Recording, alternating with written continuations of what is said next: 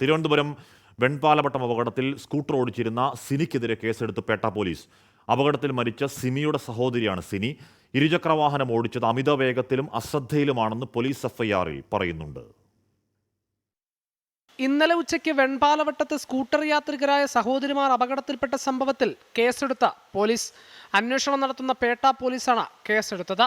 മരിച്ച സിമിയുടെ സഹോദരി സിനിക്കെതിരെയാണ് ബന്ധുവിന്റെ മൊഴിപ്രകാരം കേസെടുത്തത്. അപകടം നടക്കുമ്പോൾ സ്കൂട്ടർ ഓടിച്ചിരുന്നത് സിനിയാണ്.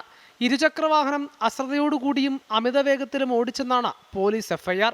കഴക്കൂട്ടം കാരോട് ബൈപ്പാസിൽ വെൺപാലവട്ടം മേൽപ്പാലത്തിൽ നിന്ന് നേരത്തെയും അപകടം സംഭവിച്ചിട്ടുണ്ട്. പാലത്തിന്റെ കൈവരിക്ക് മുകളിൽ ഇരുമ്പുമറ വേണമെന്നാണ് നാട്ടുകാരുടെ ആവശ്യം. എന്നാൽ നിലവിലുള്ള ദേശീയപാത മാനദണ്ഡങ്ങൾ അനുസരിച്ചാണ് മേൽപ്പാലം നിർമ്മിച്ചിരിക്കുന്നതെന്നാണ് പോലീസും നിർമ്മാണം ഏറ്റെടുത്ത കമ്പനിയും വ്യക്തമാക്കിയത്. സിനിയും സിമിയുടെ മകൾ 3 വയസ്സുകാരി ശിവന്യയും ആശുപത്രിയിൽ ചികിത്സയിൽ തുടരുകയാണ്. പരിക്കുകളുണ്ടെങ്കിലും ആരോഗ്യനില തൃപ്തികരമാണെന്നാണ് ആശുപത്രി വൃത്തങ്ങൾ സൂചിപ്പിക്കുന്നത്. പോസ്റ്റ്മോർട്ടം നടപടികൾക്ക് ശേഷം സിമിയുടെ മൃതദേഹം ബന്ധുക്കൾക്ക് വിട്ടു നൽകും. 24 തിരുവനന്തപുരം.